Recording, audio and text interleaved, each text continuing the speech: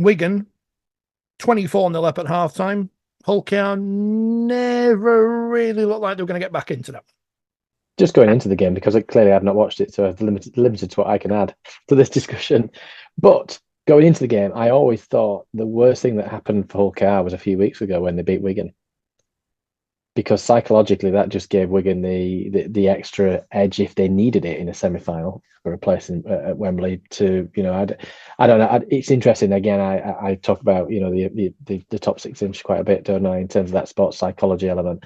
I do wonder, what effect that result had on Wigan and their attitude in this game. You certainly couldn't go into that game if you're Wigan undercooked to play a side that's beating you, and not just beating you, but beat you quite convincingly if only a few weeks ago. So, and as you've sort of hinted at before, that Hull KR's performance in Catalan, and then since then, has been fantastic. So I think if you're a Hull KR fan, you're probably bitterly disappointed. Particularly because the result last year in that semi-final as well, and how that went to Golden Point, they fancied their chances. So the great psychology then going into, I'm jumping around again, but going into Wigan Warriors in a couple of weeks' time, then you don't want to win that by plenty because you're giving the opposition the chance for a kick up the backside, but you also don't want to lose because you still need to be maintaining whatever momentum is for the rest of the Super League season. Yeah, you clearly don't go into a game wanting to lose, but it's the effect of that result, isn't it, on subsequent games? I think by the time that game comes around, it's all gone then. How good's Junior in December, Phil? Because he's quite impressive. He's a big lad.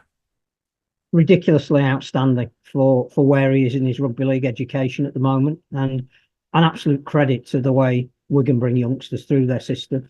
Willie Isa is somebody who, when it comes around to the big games, normally produces the kind of performance that you need to win. Doesn't always get the headlines, but clearly is the sort of person that you want on the front line, and as I think again have to say, in the trenches next year. But he wasn't missed because December is just such a physical presence, and he's now getting the skills and the confidence to go with the fact that clearly he has an ability to run onto the ball very hard and very often. I just think the thing about semi-finals and big games is you get to know which of your players have got that extra step in them that can go up a level when it really matters. When you put them under pressure, whether they can respond. And it wasn't it. Yet Wigan were absolutely remorseless in everything that they did. But they don't give you many opportunities. But if you know that that's what you're going to come up against, when you get an opportunity, you have to take it. And Hull KR didn't. And the worry for Willie Peters, and he almost again hinted at it without wanting to go into it too much afterwards, because clearly you've got to process what's just happened. You've effectively let down your support base because you're promising that you're going to be getting closer and closer to the top 3 teams, and this will be an indication that perhaps you're not quite there yet. Is he always talks about the difference between your best and worst, and making that gap as narrow as it can possibly be.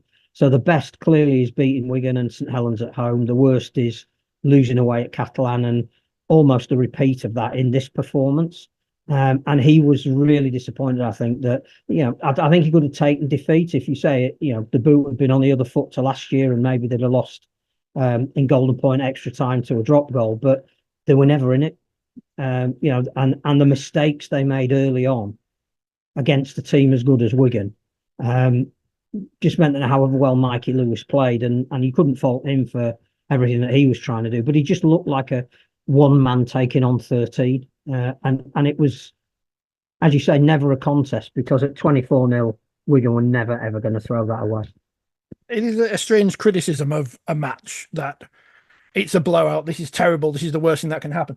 You can't fix the result beforehand. We can't say, just play out nicely, lads, set for set, try for try, and then in the last 20 minutes, do whatever you want. Professional sport doesn't work like that, apart from professional wrestling, obviously.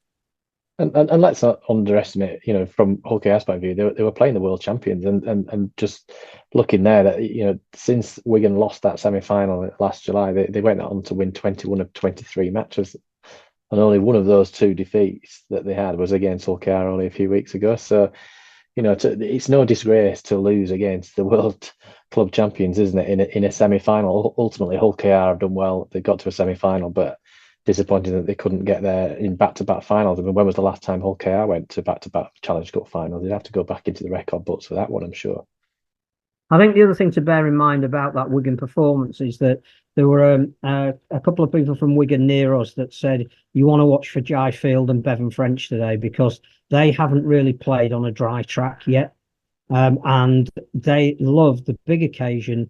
They love the firm ground. They love the sun on their back, and a big crowd behind the sticks backing them. This is made for them, and that was before the game had even started. And I thought Field probably didn't get the credit he deserved. He was devastating every time he touched the ball, and it was obvious that they were going to have a bit of fun. And they did within that strict. This is how we have to approach the game, and let's build it on the back of.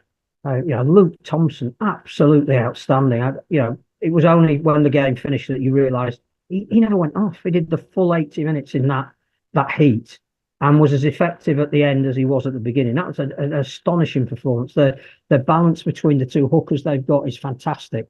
But you give Field that as his platform, he was devastated, absolutely devastated.